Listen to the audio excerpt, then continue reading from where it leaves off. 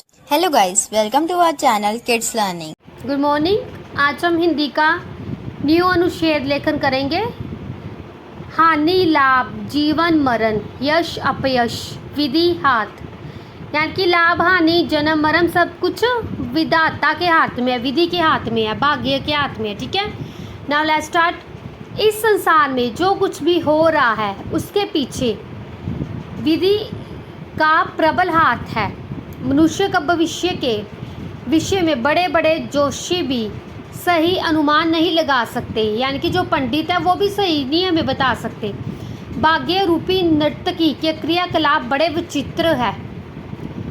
विधि के विधान पर भले कोई रीझे अथवा शोक बनाया, यानी कि चाहे कोई खुश हो या दुखी हो, मनाए पर होनी होकर और अपना प्रभाव दिखाकर रहती है। यानी कि जो होना है वो होके रहेगा, चाहे इससे कोई दुखी हो सुखी हो।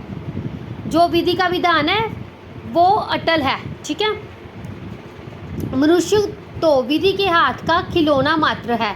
हमारे भक्त कलाकारों ने भी विधि की प्रबल शक्ति के आगे नतमस्तक होकर जीवन की प्रत्येक स्थिति पर संतोष प्रकट करने की प्रेरणा दी।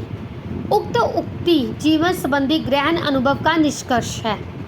जो व्यक्ति जीवन के सुखद व दुखद अनुभव को भोगता बन चुका है, वह बिना किसी तर्क से इस उक्ति का समर्थन करेगा।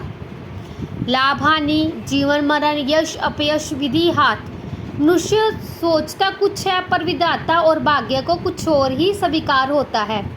यानी कि इंसान चाहता है कि मेरे साथ वो हो जाए, ये हो जाए, मैं ये कर लूँ, पर होता वही है जो कि भगवान को मंजूर होता है। मनुष्य लाभ के लिए काम करता है, दिन रात परिश्रम करता है, वह कार्य की सिद्धि के लिए एड़ी चोटी का पसीना एक कर देता है, लेकिन परिणाम उसकी आशा के स्वतः विपरीत ही हो सकता है।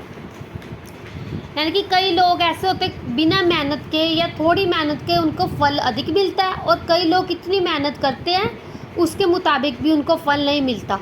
मनुष्य जीवन की लालसा में ना जाने क्या कुछ करता है, पर जब मौत अनायास यानी कि अचानक ही मौत अपने दल बल के साथ आक्रमण करती है तो सब कुछ दरे का दरे रह जाता है।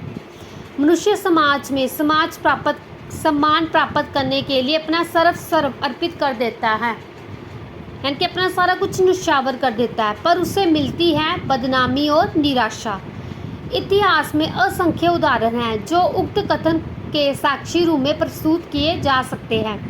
जैसे कि क्या कौन कौन से उदाहरण है? राम, कृष्ण, जगत जननी सीता एवं सत्य के उपासक राजा हरिश्चंद्र तक विधि की विडंबना से नहीं बच सके। तब सामान्य मनुष्य की बात ही क्या। कहने का मतलब कि जब भगवान राम कृष्ण नहीं बच सके विधि की विडंबना से, तो हम सामान्य मनुष्य क्या कर सकते हैं? वह व्यर्थ में ही अपनी शक्ति व साधनों की डींगे हाँकता है। उक्त उक्ति में ये संदेश निहित है कि मनुष्य को अपने जीवन में आने वाली प्रत्येक आपदा का सामना करने के लिए तैयार रहना चाहिए। कबीर जी ने कहा है, कर्म गति टारे नहीं टरे। यानी कि जो कर्म हमने किए है उसकी गति टारे नहीं टट सकती, यानी कि जो कर्म हमने अच्छा बुरा किया उसको हमने यहाँ पे भोगना ही है। ठीक है।